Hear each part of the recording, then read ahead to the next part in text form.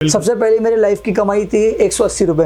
तो बाहर के फिरंगी होते हैं ना, ये साले बड़े चालाक होते हैं अपने काम में और अपने काम में एक नंबर होते हैं। बिल्कुल बिल्कुल। ये तुमको एडिट्स में इतना तो पावर होना चाहिए, वो आउटपुट निकलने तक का तुम्हारे पास कैपेबिलिटी होना चाहिए। लेकिन सोशल मीडिया ने जो लोगों को चांस दिया है कमाने का, जो एक सोर्स ऑफ इनकम उनको बताया है कि हाँ सोशल मीडिया भी एक प्लेटफॉर्म है जहाँ से आप, यही चीज़ ऐसा है ना, आप करो, आप ये नहीं, आप कोई भी फील्ड ले लो, आप जितना उसको कंसिस्टेंटली करोगे ना आपको 100% रिजल्ट मिल। वीडियो स्टार्ट करने से पहले आप लोगों को एक बात बताना चाहूंगा, अगर आप इस फील्ड में है और आपको डायरेक्टली पैसे कमाना स्टार्ट करना है तो उसके लिए 3 वेबसाइट्स है जहां पर आप जाकर कर सकते हो। सबसे पहले पिक्साबे है जहां पर आप फोटोज खुद के अपलोड कर सकते हो, दूसरा है शटरस्टॉक और तीसरा एक और वेबसाइट है जिसकी लिंक आपको नीचे डिस्क्रिप्शन में मिल जाएगी। साथ ही साथ हमारे इंस्टाग्राम की आईडी भी डिस्क्रिप्शन में मिल जाएगी, जाकर चेक करो। इसके साथ साथ और भी चीजें मिलेगी।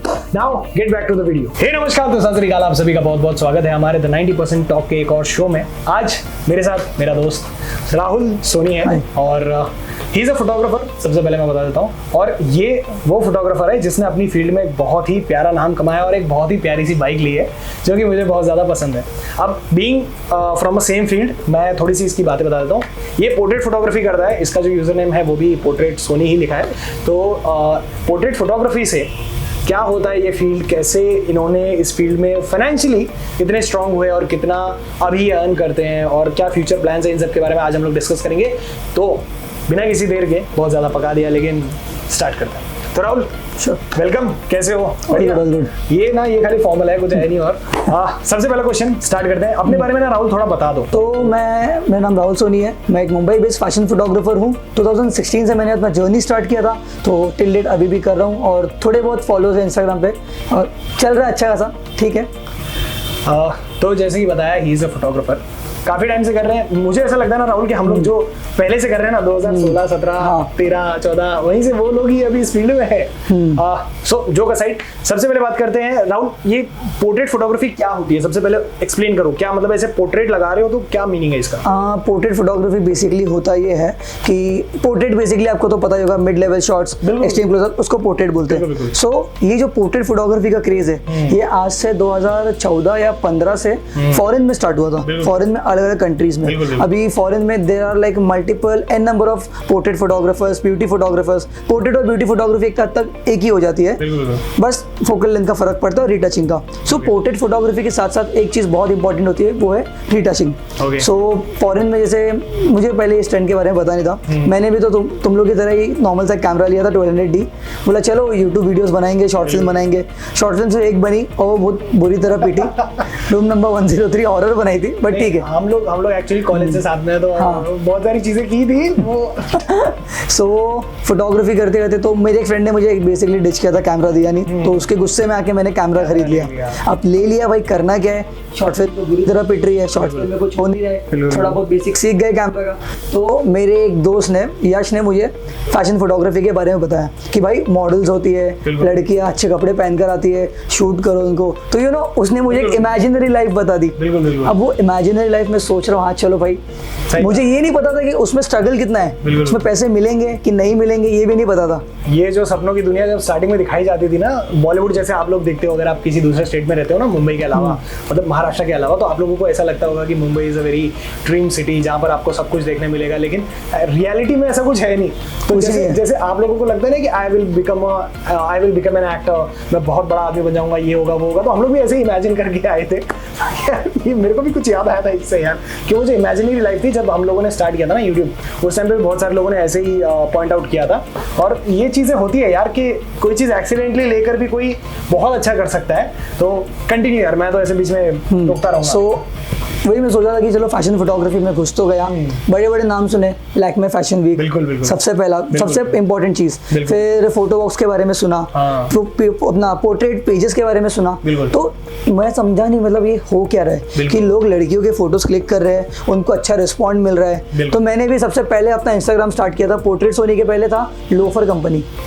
ये बहुत अजीब सा नाम था, इंस्पायर्ड बाय सड़क छाप, बिकॉज सड़क छाप इज माय फेवरेट फोटोग्राफर, और सबसे पहला मैं फोटोग्राफी में उसको ही जानता था। सो मैंने लोफर कंपनी नाम रखा। अब तुमको पता है यूजर नेम के बारे में भाई, स्ट्रीट फोटोग्राफी में चल जाता है बट फैशन में नहीं चलता है, तुमको खड़ा भी नहीं करेंगे। सो बाद में नाम देखा, पोर्ट्रेट कर रहा हूँ, कुछ पता नहीं पोर्ट्रेट के बारे में, सोनी तो नाम जुड़ के पोर्ट्रेट सोनी वो डाल दिया। सो वो करना स्टार्ट किया धीरे धीरे। बाद में इस फील्ड में एक जो सबसे बड़ा वर्ड जो मेरे सराउंडिंग में घूम रहा था वो था कोलैब।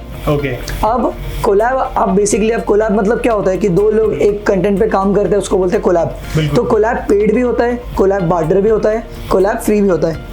अब ये सारी चीज़ें मुझे पता नहीं थी, मुझे लगा कोलैब मतलब चलो साथ में काम करते हैं। तो एक कोलैब उसने मुझे बोला, लेकिन ये वर्ड नहीं बोला कि फ्री है।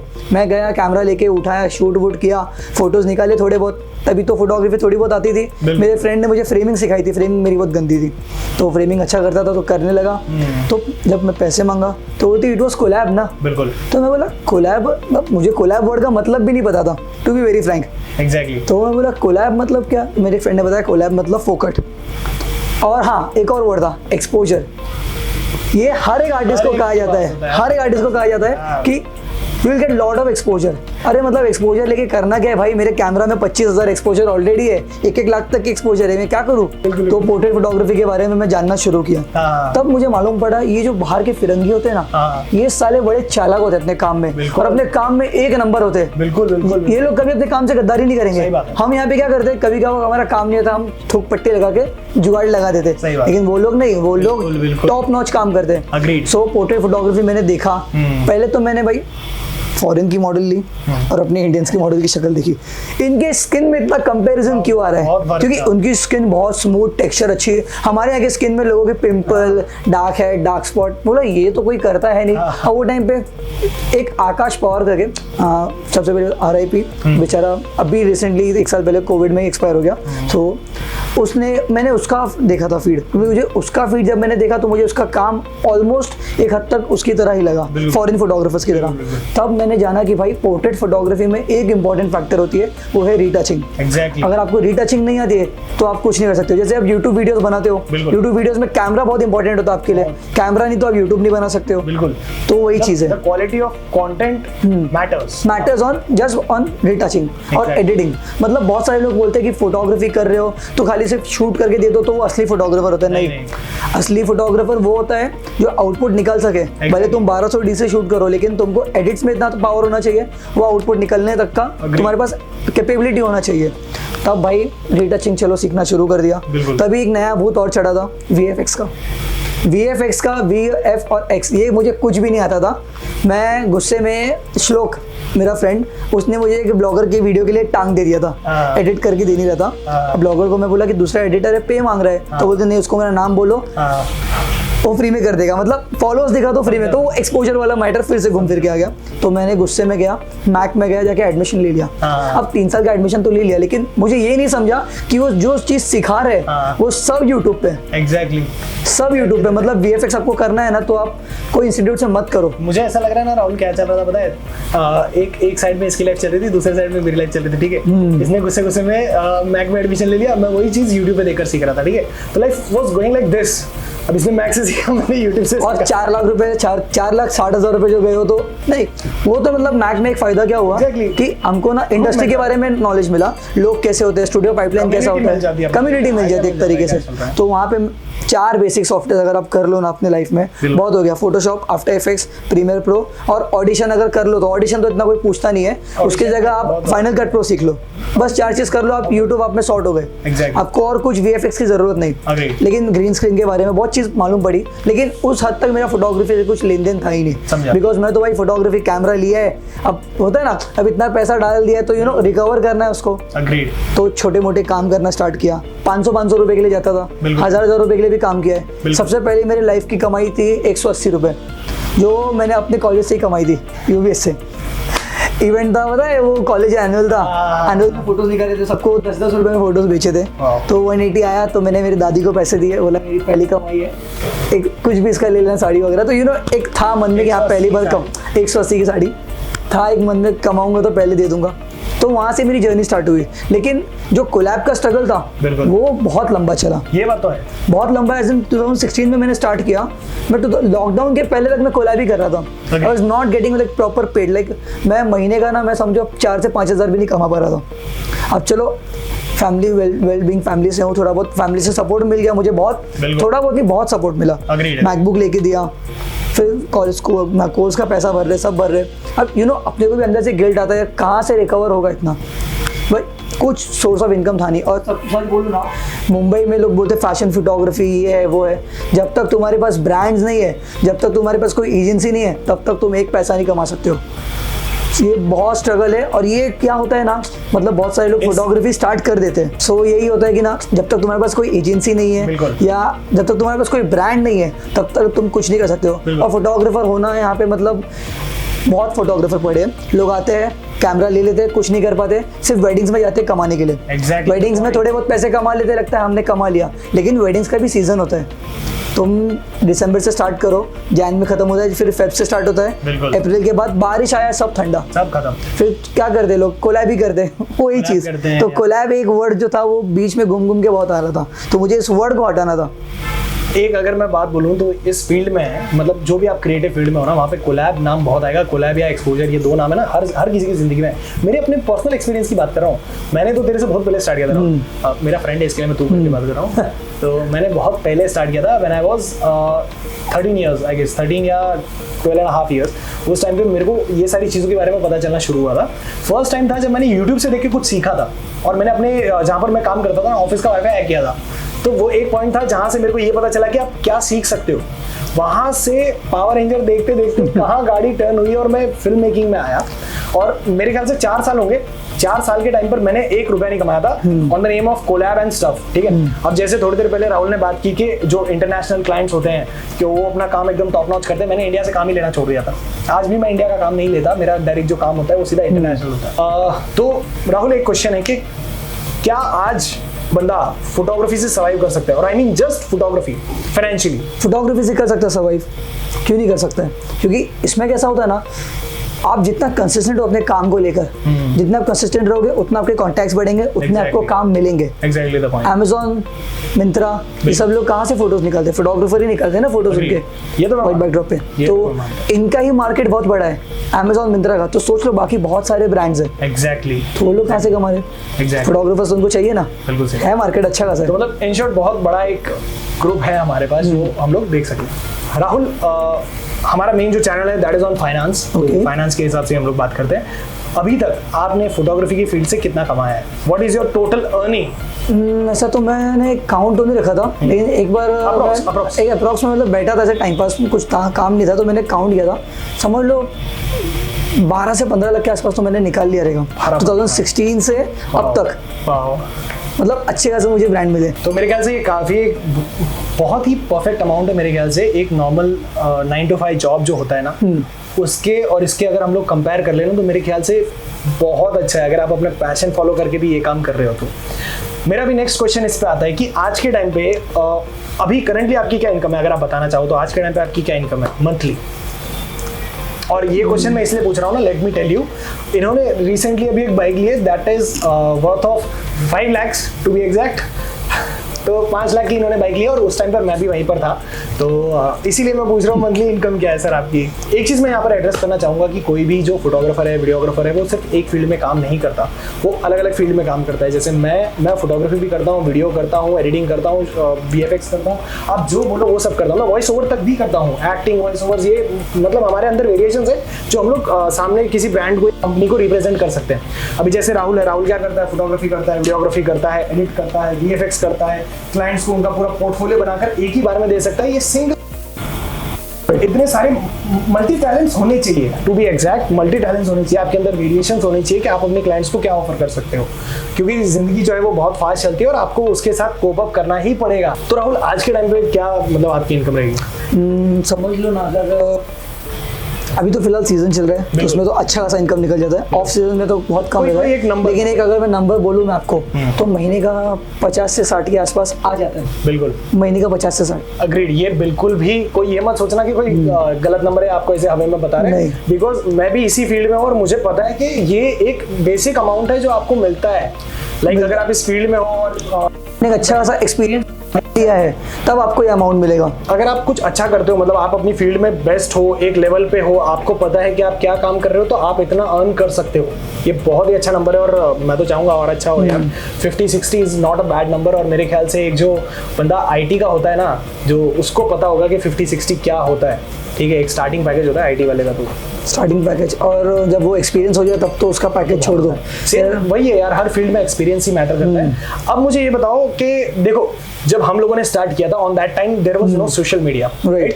आजकल लोग बहुत एंटरप्रेन्योर्स और बहुत सारी ऐसी चीजें आ रही है, फेम हो रहा है, तो सोशल मीडिया क्या इस चीज के अंदर हेल्प करता है? और क्या सोशल मीडिया के जरिए यू कैन मेक क्लाइंट्स और यू कैन गेट पेड? 100%। बहुत सारे लोग हैं जो मुंबई में नहीं है या फिर कोई ऐसी मेट्रोपॉलिटन सिटी में नहीं है जहां से वो लोग अर्निंग कर सके, तो क्या सोशल मीडिया एक्चुअली में हेल्प करता है?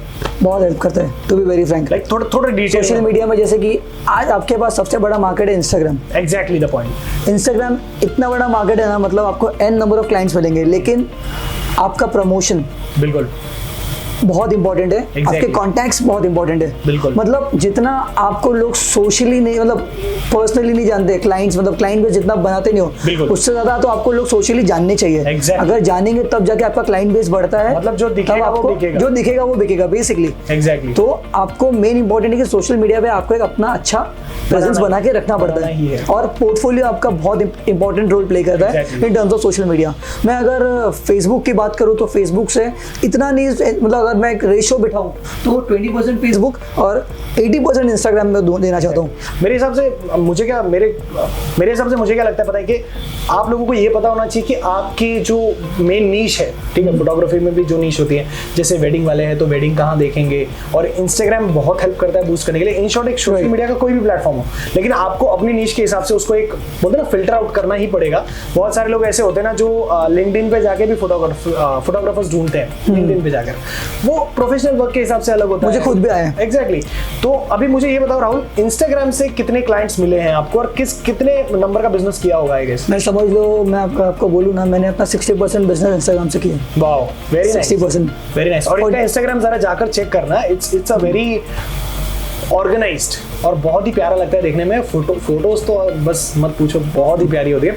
एक आध फोटो मेरे भी दिख जाएंगे उसमें, तो ऐसा है। हाँ, तेरी फोटो है ना यार, हाँ, बाइक वाले हमने शूट किया था, अरे उस पे भी रिस्पॉन्स मिला था, पता है? Even I got this Rhinox का ब्रांड का कोलैबोरेशन, बट उनका बजट उतना था नहीं तो मैंने किया नहीं, बट अगर हो जाता तो मैं तुझे शायद ब्रांड एम्बेसडर बना देता। तो बहुत सारे लोग ऐसा, मेरे ख्याल से अभी जब हमने स्टार्ट किया था उस टाइम पे तो सोशल मीडिया था नहीं, और जितनी हम लोगों ने अभी नंबर की बात की 10 लाख 15 लाख और 50,000 पर मंथ जो अभी इनकम हो रही है, मेरे ख्याल से बहुत सारे लोग ये सोच रहे होंगे कि सोशल मीडिया आने के बाद तो कंपटीशन बढ़ गया है, और बहुत सारे ऐसे क्वेश्चन आते भी हैं कि सोशल मीडिया के आने के बाद कंपटीशन बढ़ गया है इस फील्ड में। तो आपका पॉइंट ऑफ व्यू क्या है कि मतलब इस फील्ड में कंपटीशन बढ़ा है कि क्या हुआ है? देखो, कंपटीशन तो बढ़ता चढ़ते रहता है, लेकिन सोशल मीडिया ने जो लोगों को चांस दिया है कमाने का, बिल्कुल, जो एक सोर्स ऑफ इनकम उनको बताया है कि हाँ, सोशल मीडिया भी एक प्लेटफॉर्म है जहाँ से आप कमा सकते हो। अग्रीड। नॉट इवन फोटोग्राफर्स, आप हर एक फील्ड ले लो, ब्लॉगर्स भी कमा रहे हैं, सिनेमेटोग्राफर्स भी कमा रहे हैं, एडिटर्स भी कमा रहे हैं, तो सोशल मीडिया ने बहुत अच्छा चांस दिया है। तो जब तक सोशल मीडिया है, स्पेशली इंस्टाग्राम, तब तक लपेट लो इसको। एग्जैक्टली। बाद में यू नो व्हाट, कब इंस्टाग्राम का रिप्लेसमेंट आ जाए, ये बात, जैसे फेसबुक का रिप्लेसमेंट अभी इंस्टाग्राम हो चुका है। यस, ये बात तो मैं मानता हूँ। फाइनल क्वेश्चन पे आते हैं, तो यूथ के लिए क्या आपका मैसेज होगा? लाइक जो भी इस फील्ड के हिसाब से ये वीडियो देखने आए हैं और इस चीज़ को एक्सपीरियंस करना चाहते हैं, तो क्या कर सकते हैं? क्या, व्हाट इज़ योर वर्डिक्ट? सो देखो, जैसे कि मैं कोई फोटोग्राफी या कोई फिल्म इंडस्ट्री के करियर से बैकग्राउंड से बिलोंग नहीं करता हूँ। मैंने भी इस बारे में रिसर्च किया बहुत, तब जाके मुझे पता चला इसके बारे में होता क्या है। फिर मैंने उसमें एक चांस लिया ट्राई देने के लिए। लेकिन यही चीज़ ऐसा है ना, आप करो, आप ये नहीं, आप कोई भी फील्ड ले लो, आप जितना उसको कंसिस्टेंटली करोगे ना, आपको 100% 100% रिजल्ट मिलना ही मिलना है। और फोटोग्राफी में इतना बड़ा मार्केट है ना फोटोग्राफी का, आपको समझ में भी नहीं आएगा कि आपके पास कितने ब्रांड्स आएंगे। एग्जैक्टली जब तक बस एक ही इसमें इंपॉर्टेंट फैक्टर प्ले करता है, आपका काम और आपके contact. Unless you don't consider yourself as a brand, तब तक आपके पास कोई ब्रांड नहीं आएगा। सीधी बात है, पॉइंट है। और एक और चीज़ मैं एक पॉइंट ऐड करना चाहता हूँ इसमें कि जब तक है ना, आप अगर समझो बिगनर लेवल पे चलो आप काम कर रहे हो, बिल्कुल। आप अपना एक कंसिस्टेंटली छोटे अमाउंट में आप काम कर रहे हो, जब आपको लगता है कि आपका काम बड़ा है, बिल्कुल, तब आपको अपना रेट बढ़ाना जरूरी है। क्योंकि कोई अगर बड़ा ब्रांड आपके पास आ रहा है तो वो ये देख के आ रहा है कि आपका काम अच्छा है, वरना बड़ा ब्रांड आपके पास आएगा नहीं। एग्जैक्टली क्योंकि बहुत सारे फोटोग्राफर्स मार्केट में हैं जो लोग बहुत कम रेट में भी काम करते हैं। ये बात तो है। और ये मेन बेसिकली जो फैक्टर स्टार्ट होता है वो होता है कंपटीशन। इसको बोलते हैं कंपटीशन, लेकिन ये कंपटीशन कैसा, काम का कंपटीशन नहीं है, काम का, हाँ, प्राइस का कंपटीशन है। अभी एक एग्जांपल बोलता हूँ एक वेडिंग का, जैसे मैं आई am not being a wedding photographer, but थोड़े बहुत वेडिंग्स मैंने भी किए हैं। Exactly. मैंने मार्केट में देखा था, there are people who are charging 3 to 4 lakh rupees for a wedding. Exactly and even there are people they are even just doing wedding 15 to 20,000 rupees. Exactly, I know. तो ये चीज़ होता है कि जब आपको अपनी लग रही वैल्यू है तो आप अपना वैल्यू बढ़ाओ। There is a moto blogger, एक फीमेल मोटो ब्लॉगर है, एक फीमेल मोटो ब्लॉगर है हमारे कंट्री की, और वो एक बार उनकी और हमारी मीटिंग चल रही थी। उन्होंने मुझसे पूछा कि आप वीडियो एडिट कर रहे हो, मैं क्या हाँ कर रहा हूँ। तो उनके साथ मेरी डील भी हुई थी। आफ्टर दैट उन्होंने मेरे को पूछा था कि आप एक रील के लिए कितना लोगे, लाइक अगर आप एक रील बना के देते हो तो आप कितना चार्ज लेने वाले हो। तो मैंने उन्हें बोला कि 2000, ठीक है, फॉर पर रील 60 सेकंड की जो भी रील होती है फॉर 2000। उसका रिएक्शन क्या था पता है, चल मेरे पास है 100 रुपये में भी करते हैं। लाइक ये चीज़ होता है। और मैंने उसको क्या बोला था पता है, मैंने उसको सीधा बोला था जो कर रहा है करवा लो। और इंडिया की लीडिंग एक मतलब है मोटो ब्लॉगर, तो ऐसे बहुत आते हैं यार, बहुत ज्यादा आते हैं। आई नो कौन है वो, अपनी डिस्कस भी शायद इस बारे में बात भी हुई है अपनी बात। तो हमारी तो ऐसे डिस्कशन होती रहती है, बट ये एक ऐसा चीज है ना जो आपको बार बार करना ही पड़ेगा। अगर आपको कहीं पर ऐसा लगता है, राहुल मैं एक पॉइंट ऐड करना चाहूंगा कि कहीं पर अगर इफ यू फील कि नहीं भाई मैं कम बोल देता हूँ, मैं प्राइस कम बोल देता हूँ, मतलब बहुत बार क्या होता है पता है कि अभी सोचो कि आपके दिमाग में चल रहा है कि नहीं यार इसका तो 10,000 होना चाहिए, लेकिन 10,000 की जगह मुंह से निकलता है 5.5। तो ये हो जाता है यार, ये पॉइंट नहीं होना चाहिए। इफ यू फील लाइक 10,000 बोलो उनको 10,000, लेकिन वो कॉन्फिडेंस के साथ जब आप रखते हो, आप अपना काम दिखाते हो, तो सामने वाला क्लाइंट भी आपके साथ उसी हिसाब से नेगोशिएट करेगा और उसी हिसाब से आपके साथ कॉन्ट्रैक्ट करेगा। ऐसे तो ये मेरा कुछ पर्सनल एक्सपीरियंस है जो मैंने भी देखा है और जो मेरे साथ। मैं एक पॉइंट और शेयर करना चाहता हूँ, जैसे कि आपने बोला कि ये 150 वाला शॉट, ये मेरे साथ भी हुआ था। आपको यकीन नहीं होगा, मुंबई का तो मार्केट चलो बहुत अच्छा है, बिल्कुल, सूरत, अहमदाबाद, यहाँ पे यू वोंट बिलीव ब्रांड्स ने अपने खुद के स्टूडियो बना के रखे हैं, hiring photographers and they are giving only 150 rupees per outfit. सोचो 150 रुपये एक आउटफिट पे फोटोग्राफर शूट करता है और एडिट भी करता है। जैसे कि अगर आप समझो आपको 150 रुपये आउटफिट का मिल रहा है तो 10,000 में आपको कितना 15,000 के आसपास का आपको अमाउंट मिलेगा। लेकिन वहाँ पे लोग क्या, तब ये एक इंपॉर्टेंट फैक्टर प्ले करता है। तब फोटोग्राफर क्या सोचता है कि कोई भी पर्सन चल भाई 15,000 तो मिल रहा है एक बार में, तो ये भी गेम एक अच्छा गेम है। लेकिन ये गेम आपको तभी खेलना है जब मार्केट ठंडा है। तो जब तक मार्केट ठंडा है तब तक आपको भी शांत रहना पड़ेगा। जब मार्केट बूस्ट हुआ आप भी बूस्ट हो जाओ। तो वही चीज़ है।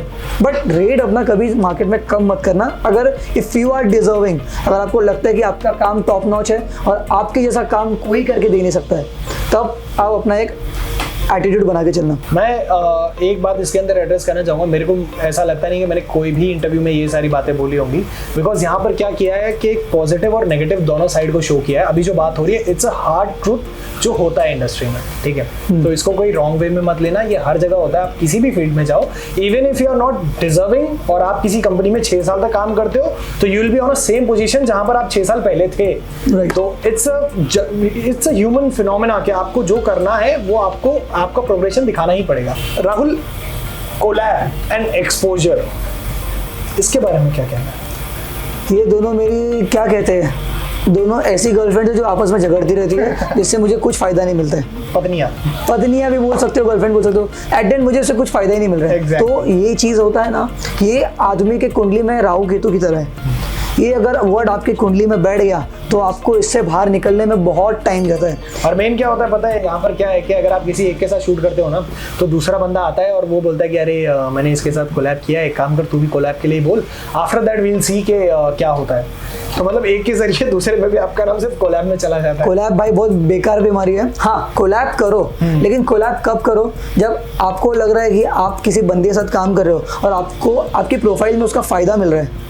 जैसे कि एक एग्जांपल, अगर मुझे समझो मैं फोटोग्राफर हूँ, मुझे मेरा पोर्टफोलियो बनाना है, तो पोर्टफोलियो अब मैं किसी को तो पे नहीं कर सकता हूँ कि मुझे पैसे देने पड़ेंगे, मेकअप आर्टिस्ट को पे करना है, स्टूडियो पे करना है, मॉडल्स को पे करना है, ट्रैवलिंग एक्सपेंस सब देखना है। लेकिन यहाँ पे एक रोल प्ले करता है कोलैब। कोलैब में फायदा क्या होता है, आप ऐसे ही किसी पर्सन को ढूंढते हो जिसको उसी चीज की रिक्वायरमेंट है। जैसे फॉर एग्जाम्पल अगर कोई मेकअप आर्टिस्ट है, उसको अगर पोर्टफोलियो बनाना है तो फोटोग्राफर ढूंढेगी। लेकिन फोटोग्राफर एक ऐसा पर्सन है, उसको अपना पोर्टफोलियो बनाना है तो वो मॉडल ढूंढेगा। मॉडल ढूंढेगी क्या, मुझे फोटोग्राफर और मेकअप आर्टिस्ट दोनों चाहिए। जब ये तीन लोग एक साथ मिलकर काम करते हैं, कुछ आउटपुट क्रिएट करते हैं, तो इन सब में सबका फायदा होता है, एक कम्युनिटी बन जाती है। कम्युनिटी बन जाती है। मेन कोलैब का असली मतलब होता ही यही है कि अगर जो उसके पास जो चीज है वो आपके पास नहीं है तो you just fulfil each other. आप एक दूसरे की ड्यूटी जो है, जो जरूरत है, रिक्वायरमेंट है, वो पूरी करते हो। That is collab what actually means. Rahul ये बताओ कि इस फील्ड में आने के लिए क्या आपके पास एक एक्सपेंसिव कैमरा होना ज़रूरी है? ये सबसे एक ऐसा क्वेश्चन है ना जो मैं तो आज भी सुनता हूँ, मैं पिछले कितने सालों से सुन रहा हूँ, because I use the most hi tech camera in this industry right now. तो मेरे पास वो कैमरा है, राहुल के पास भी आई गेस वही कैमरा है। तो मेरे पास ये बहुत क्वेश्चन आता है कि अगर हमें इस फील्ड में कुछ काम करना है तो क्या हमारे पास एक अच्छा कैमरा, एक अच्छा लेंस और ये सारी चीज़ें होना ज़रूरी है, और I can start the basics. सबसे पहले मुझे एक बात बताइए, जब तूने अपना करियर स्टार्ट किया था तेरे पास हैंड कैमरा था? नहीं, बिल्कुल नहीं। मैंने स्टार्ट किया था, मेरे पास सैमसंग का एयरफोन था तो मैंने दोनों उसके एयरबड्स काट दिए थे और उसको मैंने अपने फोन में कनेक्ट किया था। I used to do voice overs, वहां से स्टार्ट किया था। तो हमारे पास तो रिसोर्सेज भी नहीं थे यार, रिसोर्सेज नहीं थे, हमारे पास कुछ आइडिया नहीं था क्या करना है, लेकिन हमारा काम हो जाता था कि नहीं होता था? एग्जैक्टली हो जाता था भाई, हो जाता था। तो यही चीज़ तुम्हारे सवाल का जवाब भी तुमने खुद ही दे दिया है। सो तुमको कोई एक्सपेंसिव कैमरा लेने की ज़रूरत नहीं है। हाँ, एक्सपेंसिव कैमरा तब लेते हैं जब आपको लग रहा है कि आपके काम में क्वालिटी चाहिए। एग्जैक्टली जैसे कि एग्जांपल अभी आप ये वीडियो देख रहे हो, अगर ये वीडियो भी सोनी A7 से शूट किया है, आपको उसमें शार्पनेस अच्छी मिलेगी, लाइट अच्छी मिलेगी, डेप्थ अच्छा मिलेगा। वही अगर मैं एक नॉर्मल कैमरा से उसको शूट करूँ तो ये पब्लिक देखेगी भी नहीं। ये बात तो है। मेरे हिसाब से आज के टाइम पे आप लोगों के पास इतने सारे ऑप्शंस हैं कि लाइक सबसे बेस्ट कैमराज हैं, 1.8 का एपर्चर है। मैंने बहुत सारे लोगों को ऐसा देखा है जो सिर्फ फ़ोन से फोटोग्राफी करके आज उनके लाखों में फॉलोअर्स हैं, लाखों में उनके क्लाइंट्स हैं, बहुत सारे लोग हैं। तो ये क्वेश्चन जो है ये मेरे ख्याल से इसका सेल्फ एक्सप्लेनरी है कि आप क्या कर सकते हो। ये doesn't matter until and unless जब आपको लग रहा है आपका काम क्वालिटी बढ़ना चाहिए। मेरा ना एक सिंपल एक मोटो है, अगर आप उस फील्ड से पैसे नहीं कमा पा रहे हो ना तब तक उसमें अपग्रेड मत करो। ये मेरा एक सिंपल मोटो है। इसके बाद एक और मोटो होता है कि जब तक आप अपग्रेड नहीं करोगे तब तक आपके पास पैसे नहीं आएंगे। सीधी बात। ये आपस में क्रॉस कनेक्टेड है। मैं क्या करता हूँ, अगर मेरे पास कुछ पैसे आए हैं, अगर 30% मेरे पास है तो मैं 80% लगा दूंगा। जब एक टाइम ऐसा आएगा कि 50% आएंगे और 50% लगा दूंगा। एक टाइम ऐसा आएगा कि 80% आया और 20 लगाया। एक टाइम पे ऐसा आएगा कि 100% पूरा मैंने उसमें लगा दिया। मैंने अपना सबसे पहला कैमरा लिया था ना वो 2015-16 में। 15-16 में सबसे पहले उसको अपग्रेड कभी किया? 17। तेरा तो बात अलग है, तू भाई बड़ा आदमी है, 4 यूट्यूब चैनल होल्ड करके रखा है, मैंने लाख सब्सक्राइबर। क्या किया था पता है मैंने? नहीं, मैंने क्या किया था पता है? मैंने स्टार्टिंग में कैमरा लिया था, that was a basic SLR camera and that costed me around 17,500 on that time. और उसके अंदर खाली एक ही फीचर था कि यू कैन जस्ट जूम, और एक 40x जूम टाइप का जो SLR कैमरा था वो था। और 2017 में बाय द टाइम ये जो 1 साल का पीरियड था, मैंने उस SLR से इतने पैसे कमा लिए कि then I got a 50,000 rupees camera उस टाइम पे। और I think that was 200D right? Yes. और बहुत बहुत बड़ी बात थी उस टाइम पे कि कोई इतना 50,000 का कोई कैमरा लेके चल रहा है, बिकॉज 2017 वो एक ऐसा साल था ना जहां पर ये सब बूम हो गया था बस एकदम झटके में, सबके हाथ में कुछ ना कुछ आ ही रहा था। और उस टाइम पे अगर मैंने अपग्रेड नहीं किया होता तो बहुत सारी चीजें होती, पर उस टाइम पे कैसा था पता है कि आई हैड लाइक 70% ऑफ जो भी उसका था वो मैंने 70% मेरे हाथ में था, बाकी 30% मुझे खुद से डालना पड़ा। तो ये एक था उसमें किया। फिर आफ्टर दैट मैंने 2020 जब कोरोना आया मैंने मतलब ये 3 साल का गैप लिया उसके अंदर, 18, 19 और ये 20 के अंदर मैंने कैमरा लिया Sony A7 III, one of the bestest camera in this industry. और अभी 2022 में मैंने लिया A7 IV। मतलब बहुत ग्रेजुअली अपग्रेड किया है, खाली फर्स्ट और सेकंड कैमरा, थर्ड और फोर्थ कैमरे में 1 साल का गैप है, पर बीच में 3 साल का गैप था। मैंने सबसे पहला कैमरा लिया था 2016 में, अपग्रेड किया उसको कभी 2019 में। हाँ, सोनी A7 III नहीं, A7 III नहीं, कैनन 7070 तेरे पास लेके आया था पता है, 7070 यूज किया। और 2020 के जब लॉकडाउन खत्म हुआ था ना, जब मार्केट स्टार्ट हुआ था, तब मैंने सोनी A7 III लिया था।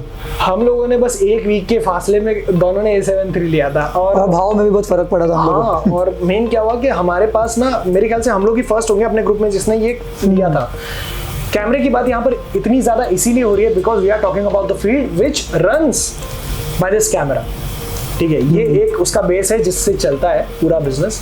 स्टार्टिंग में अगर आप मोबाइल फोटोग्राफी, स्ट्रीट फोटोग्राफी है जिसके अंदर आपको मोबाइल से करना है, अगर आप कोई बर्ड फोटोग्राफी करते हो, लैंडस्केप्स करते हो, ये सब आप फोन से आराम से कर सकते हो आराम से। आज के टाइम पे पोर्ट्रेट मोड्स इतने अच्छे आ चुके हैं फोन में कि आप नॉर्मली अगर आपको कोई देना है, ठीक है, नॉर्मल फोटोज की बात कर रहा हूँ मैं, just to be clear, I am being very clear right now, normal photos जो होते हैं वो आप उस कैमरा से भी दे सकते हो। अभी आपको यकीन नहीं होगा, 2020 के इसमें मैंने अपग्रेड किया था camera, Soni A7 III with 50mm।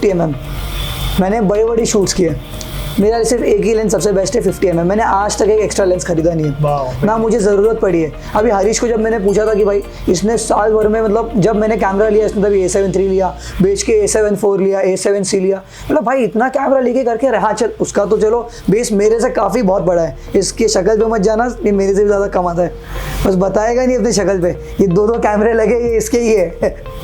सो ये होता है कि ना, जब आपको लग रहा है आपको अपग्रेड की ज़रूरत है तभी आप अपग्रेड करो, वरना आप रेंट करके या अपने फ्रेंड से बोरो कर लो उसको एक शूट के लिए, बिकॉज आप एक शूट के लिए आप उतना तो स्पेंड करोगे नहीं। जस्ट फॉर एग्जांपल, अगर आपको एक शूट का मिलता है 12,000 रुपया, अब आप 12,000 के लिए थोड़ी आप 2 लाख का लेंस लेके यूज़ करोगे, ना परचेस करोगे, तो आप क्या करोगे उस जगह पर रेंट करते हो, तो 800-700 में काम हो जाता है। अभी फॉर एग्जांपल मैं अगर किसी रूरल एरिया से हूँ जहाँ पर ये सारी चीज़ों के ऑप्शंस ही नहीं है, मेरे कोई फ्रेंड ही नहीं है, या फिर किसी को इसका नॉलेज भी नहीं है जैसे हमारे साथ था, इन दैट केस तो स्टेप वाइज बताइए कि क्या कर सकता है इंसान। देखो, सबसे पहली बात तो अगर रूरल एरिया और अर्बन, यूट्यूब आज की तारीख में सबके पास है, सबसे बड़ा नॉलेज का भंडार आपके पास यूट्यूब है। ओपन करो, फोटोग्राफी के बारे में एक वीडियो देखो, वीडियो देखने का कुछ कॉस्टिंग नहीं लगता है, सिर्फ आपका महीने का 300 रुपये का नेट का रिचार्ज लगता है, वो भी आप अपने बेबी बाबू को मैसेज करते हो खाली, तो वो भी कर सकते हो। बट एट द एंड आप रात को बैठ के आप यूट्यूब वीडियोस देखो फोटोग्राफी के बारे में। सबसे पहले समझो ये फोटोग्राफी करते कैसे है, फिर मार्केट के बारे में समझो, फिर आप ये समझो इसमें इन्वेस्टमेंट कितना है, फिर आप ये देखो कि आप इन्वेस्टमेंट कर रहे हो तो आपको क्लाइंट कैसे मिलेंगे और उसका रिटर्न आपको कैसे मिलेगा। सो ये बहुत सारे छोटे छोटे बेबी स्टेप्स है जो आपको लेने पड़ेंगे, तब जाके आप कर सकते हो। और हाँ, स्पेशली अगर आपको रूरल एरिया से स्टार्ट करना है, रूरल एरियाज में कोई ब्रांड्स वगैरह होता नहीं। देखो, ये इंडिया है, इंडिया के हर एक कोने में शादी होती है, सीधा वेडिंग फोटोग्राफर बन जाओ। वेडिंग फोटोग्राफर में कुछ नहीं होता है, सिर्फ आपको अपनी फ्रेमिंग और आपको सेटिंग, ये 2 चीज़ पर आपको खेलना है। और तीसरा होता है flash, white balance, flash lighting and white balance. ये आपको इतना बस नॉलेज आ गया ना, आप बड़े से बड़ा इवेंट भी कर सकते हो। आप इससे अगर स्टार्ट करोगे तो आपको बहुत सारे कॉन्टैक्ट मिलेंगे, तो आपको बिजनेस सोर्स मिलेगा। मेरे हिसाब से अगर स्टेप वाइज देखें तो सबसे पहले एक चीज़ करनी है, जैसे राहुल ने बोला, यूट्यूब के बाद दूसरी जो चीज़ आपको करनी चाहिए ना, दैट इज़ कम्युनिटी बिल्डिंग। अभी एक चीज़ याद रखना, सोशल मीडिया जब से आया है ना, you can build your community anywhere in the world. मेरे मोस्ट जो कॉन्टैक्ट्स हैं वो फॉरेन में हैं, कोई स्पेन में है, कोई रशिया में है। रशिया तो इतना ज़्यादा है कि मैं क्या ही बोलूँ, तो इतने सारे कॉन्टैक्ट्स हैं कि वो आप कहीं पर भी एक्सपैंड कर सकते हो। जब उनका नॉलेज आपको मिलेगा ना, तब आपको समझ में आएगा कि आप क्या कर रहे हो। जब ये 2 चीज़ें बन गई ना, अगर आपके मेरा एक फ्रेंड है जिसके ना शायद कुछ 150 किलोमीटर्स है यूपी में, तो 150 किलोमीटर्स दूर वो बंदे के पास कैमरा था। मुंबई से वो गया 150 किलोमीटर्स, वो बाइक चला के कैमरा लेकर आया, 4 घंटे में शूट किया, उसको कैमरा वापस देके फिर ट्रेन में बैठा। इस तरह के बहुत सारे एक्सपीरियंसेस होते हैं। तो सिंपल स्टेप है YouTube, community building, start. At least सबसे पहला काम होता है स्टार्ट। आप स्टार्ट करो, कुछ भी करो लेकिन स्टार्ट करो। स्टार्ट करोगे समझ में आएगा, फिर उसके बाद धीरे धीरे start getting paid in a well manner. मतलब स्टार्टिंग से पैसा लेना चालू करो, लेकिन जब आप थोड़ा आगे जाओ तो पैसा अच्छे मैनर में लेना चालू करो। एक लेवल ऐसा होना चाहिए कि you can survive with your field. जब आप ये कर लोगे तो आपके पास सब कुछ होगा, कैमरा भी होगा, इक्विपमेंट भी होंगे, लोग भी होंगे। और मैं एक चीज़ बोलना चाहता हूँ, अगर आप स्टार्ट में पैसे कमाने हो स्टार्ट में, तो आप क्लाइंट को इतना बोलो कि आप मुझे मेरी फीस मत पे करो, आप सिर्फ रेंट पे करो, मेरा ट्रैवलिंग देखो, बिकॉज ये आपका बेसिक नीड होता है, बेसिक नीड होता है। ये आप इतना भी करोगे ना, आप पहले स्टार्टिंग में क्लाइंट जीतो, बिकॉज क्या होता है ना, हर कोई फोटोग्राफर बन जाता है, लेकिन आज की तारीख में ऐसा है ना, आपको क्लाइंट के हिसाब से घूमना है। Exactly the point. क्योंकि कभी कभी क्या होता है ना, ब्रांड्स आपको जब आते हैं ना, तो आपका वो काम नहीं देखेंगे, आपको आप वो अपना वो क्या चाहते हैं कि हम काम हमारे हिसाब से हो। तो यहाँ पे चतुर बनना पड़ता है कि कभी कभी क्लाइंट को भी भगवान बना के करना पड़ता है। जब बेसिकली क्लाइंट ही अपना भगवान है, उसके बिना तो आप और मैं कुछ भी नहीं है। तो क्लाइंट के हिसाब से पहले उसका रिक्वायरमेंट समझो, फिर उसके हिसाब से खेलो। अगर आपको लग रहा है कि आपका क्लाइंट लॉन्ग टर्म है, तो उसके स्टार्टिंग में आप चार्ज मत करो, आप सिर्फ उससे अपना रेंट या कन्वीनियंस जो भी है चार्ज करो। जब उसको अपना काम सेटिस्फाइड होगा, तब आप उससे अमाउंट की बात करो। सारी बातें हो चुकी, बहुत सारी बातें हम लोगों ने की। अभी यहाँ पर एक पॉइंट रह जाता है यार, कि सारे पॉइंट्स हमने कवर किए कि यार सोशल मीडिया और ये सब क्या होता है। अभी मेरा इसी से क्वेश्चन बन के आया, that is phone versus camera. What will you suggest, like क्या कंपटीशन होता है इसका? फोटोज और videos both. Yes, being a videographer और being a hybrid shooter to be exact, मेरे पास ना इसके बारे में अगर मैं कंपटीशन की बात करने बैठूं तो मेरे पास बहुत कुछ है।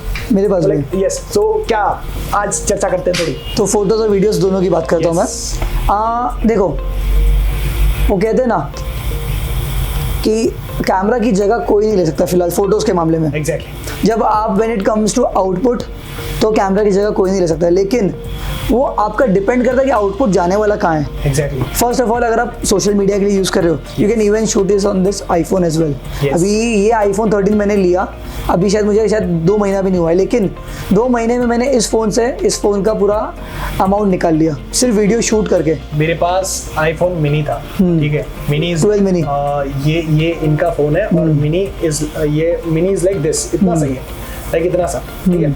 और इतने से फोन से मैंने आईफोन 13 प्रो खरीदने जितने पैसे निकाले। तो सोच लो, फिर मैं तो इस पे रील्स का शूट कर रहा हूँ ब्लॉगर्स के सिनेमैटिक मोड पे। सो आपको इतना पता होना चाहिए कि आपको आपका आउटपुट कहाँ जाने वाला है। अगर आप समझो प्रिंट्स में जा रहे हो, बैनर्स में जा रहे हो, तो आप फोन का कैमरा नहीं यूज कर सकते, बिकॉज इसके पिक्सल में और कैमरा के पिक्सल में जमीन आसमान का फर्क होता है, बहुत फर्क होता है। ये सिर्फ फोटो सेंसर की साइज में फर्क होता है, या आप फोटो अगर फोन में देखोगे तो आपको अच्छा लगेगा, लेकिन अगर आप इस कैमरा के फोटो को किसी बड़े प्रिंट में देखोगे तो बहुत पिक्सेलेट लगेगा। I think to be honest, मेरे ख्याल से अगर आप खाली मोबाइल तक का काम कर रहे हो तो फोन बहुत अच्छी चीज है। सोशल मीडिया तक के लिए ठीक है, सोशल मीडिया तक के लिए ठीक है, आप फोन यूज कर सकते हो, उसके अंदर सेंसर वेंसर। अभी आपने कभी सुना है कि आईफोन में किसी ने अच्छी मूवी शूट किया और पूरा आईफोन का थिएटर में रिलीज हुआ है? मैंने सुना है आईफोन का थिएटर में रिलीज हुआ है, कमर्शियल, पर्सनल किया है, कमर्शियल नहीं, कमर्शियल थिएटर में कभी रिलीज हुआ है, पर्सनल किया है, जैसे लेकिन किया है भाई बंदे। नहीं, RRR मूवी समझ ले एग्जांपल, वो आईफोन से शूट हो सकता है? नहीं हो सकता भाई, क्योंकि कलर ग्रेडिंग, एग्जैक्टली, लाइटिंग, तो सब फ्लेक्सिबिलिटी एक होती है, बहुत इंपॉर्टेंट होती है। एग्जैक्टली। ये भी उसमें एक हद तक बहुत चीज़ अच्छा खासा मिल गया है। तो अगर फोन के कंपैरिजन में बात करूँ, जो बिगनर है जिसको अपना करियर स्टार्ट करना है, लेकिन even started from his phone as well, क्योंकि इसमें ही आपको एक्सपीरियंस मिलेगा, आपका फ्रेमिंग कैसा है, आपका लाइटिंग कैसा है। ये फ्रेमिंग और लाइटिंग, ये 2 चीज़ इतनी इंपॉर्टेंट है फोटोग्राफी में ना, इसके बिना फोटोग्राफी नहीं है। मैं ये सवाल करता हूँ कि अगर मुझे इंस्टेंट पैसा चाहिए, मैं क्या कर सकता हूँ? बेसिकली तो वेबसाइट जो भी फोटोग्राफी की होगी, पहली बात तो सबसे पहले आप वेबसाइट पे गूगल करो कि ऐसी कौन सी वेबसाइट्स है जो आपको पे करती है। मैंने तो मतलब अभी तक तो मैंने बेचे नहीं कोई वेबसाइट के लिए, बिकॉज मैं अपने फोटो यूजुअली बेचता नहीं हूँ, बट मैंने सुना है शटरस्टॉक भी पे करता है, फिर गेटी इमेजेस करके एक वेबसाइट है, ये भी पे करता है। हाँ, तो जिसने जो वेबसाइट का नाम है हरीश ने बता दिया है, ये सारी वेबसाइट्स पे करते हैं, और भी ऐसे बहुत सारे वेबसाइट्स हैं जो पे करते हैं फोटोग्राफर्स को या कोई भी कंटेंट क्रिएटर को अपना एक फोटो देने के लिए।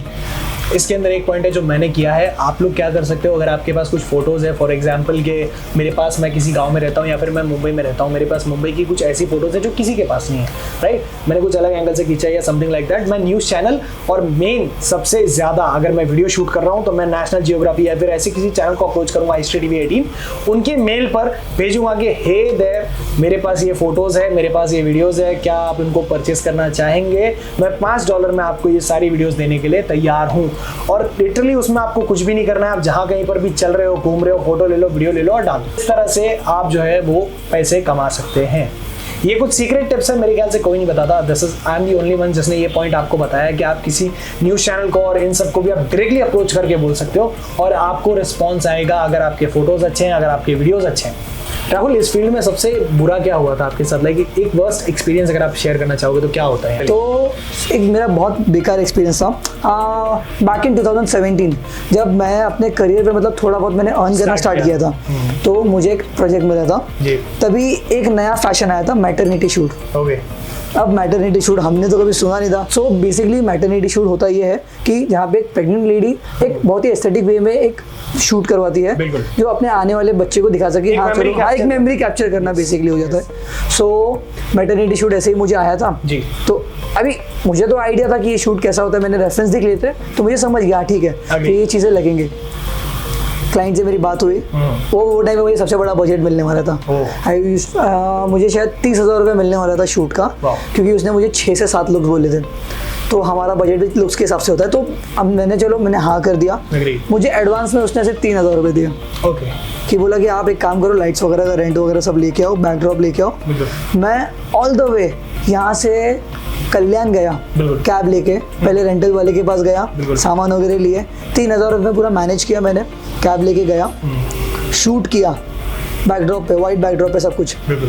अब हुआ ये कि जब मैंने उसको फाइनल आउटपुट दिया, वो आउटपुट में उसने सीधा बोल दिया कि तुमने मेरी पूरी शूट बर्बाद कर दी। बोला मैम क्या हुआ? बोलती नहीं, इसमें मोटी लग रही हूँ मैं, इसमें मेरी फेस अजीब लग रही है, ऐसा लग रहा है वैसा लग रहा है। जबकि मैंने वही सेम आउटपुट मैंने मेरे फोटोग्राफर कम्युनिटी में दिखाया। दे वर अमेज्ड कि राहुल तूने ये फर्स्ट टाइम में इतना अच्छा शूट किया। अग्री, ये बात तो मैं मानता हूं। ये मुझे मतलब मेरे कम्युनिटी में लोगों ने बोला कि तुझे इसने बेवकूफ़ बना दिया। अब उसने मुझे ना लिटरली लाइक पुलिस कंप्लेंट कर दूंगी, मुझे उसने कम से कम महीना भर हैरेस किया। लेकिन मैंने बोला जान दे बेटा, मुझे एक एक्सपीरियंस था तो मुझे पैसा चाहिए ही नहीं। तो और उस रात को मतलब जब मैंने इसको एडिट करके दिया फोटोज़, इतने अच्छे फोटोज होने के बाद भी उसने मुझे सीधा रिजेक्ट कर दिया कि ये क्या नल्ला फोटोज़ दिया है। मुझे इतना वो दिल पे लगा ना, मैं मतलब ना महीना भर मैंने शूट नहीं किया था। तब से मैं मतलब ये मेरे लाइफ का सबसे बेकार एक्सपीरियंस रहा है, और ये बहुत सारे लोगों के लाइफ में ऐसे एक्सपीरियंस खराब आते भी हैं। इसके लिए एक ये जो सारी चीज़ें होती है ना, ये सब ने एक्सपीरियंस किए हर फोटोग्राफर ने। और मेरा इसके लिए ना बहुत सिंपल एक हैक होता है, पता है? फोटो के ऊपर वाटरमार्क डाल दो। फोटो के ऊपर वाटरमार्क डाल दो। वाटरमार्क का मतलब होता है कि नॉर्मल एक टेक्स्ट डाल के उसको ओपेसिटी कम करके डाल दो, फोटो भी देख लेगा, आपके पास उसको फोटो मिल भी जाएगा। अब ये बात याद रखना, एडिटर आप हो वो नहीं है। आप अपने से रब से फोटो भेज दो, लेकिन उनको पूरा प्रॉपर डेटा नहीं मिलता। ये एक पॉइंट है जो मुझे ऐड करना था, और मेन मेरा क्वेश्चन पूछने का मतलब ही यही था, बिकॉज इसके अंदर पता चलता है ना कि आप कहाँ धोखा खा रहे हो। बिकॉज फोटोज आप दे देते हो, इट्स अ डिजिटल वर्क, आप भेज तो दोगे, फिर उसके बाद आपको अगर पैसा नहीं मिलता है तो यहाँ पर प्रॉब्लम आ जाती है। तो इसके लिए वाटरमार्क डालना भी जरूरी है। और ये चीज़ मुझे बताया भी नहीं था किसी ने। यस, मेरे को भी काफ़ी ये अवेयरनेस मुझे तो टाइम पे था नहीं, और यहाँ तक कि आज की तारीख में बहुत सारे फोटोग्राफर्स को भी ये अवेयरनेस नहीं है। नहीं है, बहुत नहीं है यार। मेरे को मुझे पता है कि मैंने एक फॉरेन क्लाइंट के लिए काम किया था, उसने मुझे बोला था कि ये जो वाटरमार्क है ना, ये इसकी वजह से मुझे कलर्स नहीं दिख रहे। और मैं सीरियसली यार ये एक बात थी जहाँ पर मुझे समझ गया था कि ये मुझसे झूठ बोल रहा है, समझे? क्योंकि कलर्स और वाटरमार्क का कोई कनेक्शन ही नहीं है, कोई कनेक्शन नहीं है।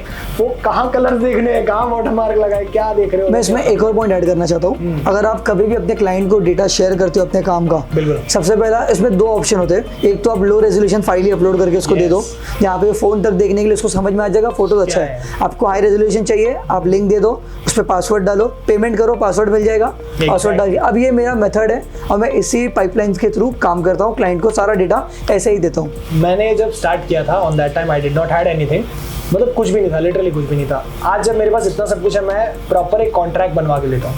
मैंने शायद ये राहुल तुझे बताया, मुझे बताया था, मैंने वो स्टार्ट भी किया एक्चुअली। तो मैं क्या करता हूँ, मैं एक प्रॉपर कॉन्ट्रैक्ट बना के लेता हूँ, उसमें 50% पेमेंट मेरी ऑलरेडी हो जाती है। फिर उसके बाद अगर क्लाइंट डिनाई करता है कि मुझे ये काम नहीं करना है या फिर मुझे ये काम नहीं करवाना है, तो उसके बाद मेरी जो मेहनत के पैसे हैं वो मुझे देने पड़ेंगे, नहीं तो उनके ऊपर एक लीगल केस हो जाएगा और मेरी जो फीस है उसका डबल पैसा उसे मुझे देना पड़ेगा, because the time it takes, वो जो भी प्रोसीजर है उस सब के ऊपर। तो ये मेरा मेथड है जो मैंने 2018 से मैंने मतलब प्रॉपर इम्प्लाई किया था। पहले मैं खाली एक जनरल सोचता था कि ऐसा कुछ करूंगा, लेकिन 2018 से मैंने एक प्रॉपर इम्प्लाई कर दिया कि ऐसा कुछ होगा। मतलब ये सब टाइम के साथ होता है। अभी मैं कॉन्ट्रैक्ट बनाता हूँ बिकॉज मुझे पता है कि मेरा वर्क किस लेवल का है। अगर आपका वर्क उस लेवल का नहीं है तो कॉन्ट्रैक्ट मत बनाओ, वो फिर वो खाली क्लाइंट बेस बनाओ। हाँ, वरना वो भी सोचेगा क्या कर रहा है पागल आदमी। ये सारी बात हो चुकी है और बहुत ही मजा आया राहुल इस फील्ड के बारे में जान के और ये पता चल के कि इस फील्ड में कितना पोटेंशियल है। I am not a complete photographer, मैं कंप्लीट फोटोग्राफर नहीं हूँ, I am a hybrid shooter to be exact. मैं वीडियो भी करता हूँ, फोटो भी करता हूँ, तो I was not the right person to give you the knowledge कि मैं क्या कर रहा हूँ और इस फील्ड में क्या है। सो मेरे पास जो था मेरा फ्रेंड, मैंने उसको बताया जो बेस्ट है मेरे हिसाब से इस फील्ड में, क्योंकि मेन एक पॉइंट ये भी होता है कि आप किसी फील्ड में कितना लंबा सर्वाइव कर सकते हो, दैट मैटर्स। अगर आपको ऐसा लगता है कि आपने 2-3 महीना किया और आपने कुछ पेड शूट कर लिया, आपको एक्सपीरियंस आ गया, इट्स नॉट लाइक दैट। अगर आप एक लंबे टाइम पीरियड तक सर्वाइव करते हो, दैट ऑल्सो मैटर्स। बहुत अच्छा लगा राहुल यार, और मिलते हैं और ऐसे बहुत सारे शूट्स होते हैं हमारे तो बहुत साथ में होते हैं। इनका इंस्टाग्राम जरूर चेकआउट करना, दैट इज portrait_Sony, और मेरा आप देख सकते हो कलाकार_4 इसलिए यूट्यूब का तो लिंक है मेरा, इनका यूट्यूब चैनल भी इम्पोर्टेंट है ना। आप इनका यूट्यूब चैनल भी नीचे देख सकते हो, that is also mentioned in our description. और मेरा इंस्टाग्राम आईडी आप जाके देख सकते हो, दैट इज कलाकार4 इसलिए because I am using Sony A7 IV, one of the best and leading cameras in this. तो शिवा किसका है? शिवा मेरा था। आप लोगों से फिर मिलेंगे दूसरे किसी ऐसे ही एपिसोड में जहां पर आपको अलग अलग फील्ड्स के नॉलेज मिलते रहते हैं। तब तक के लिए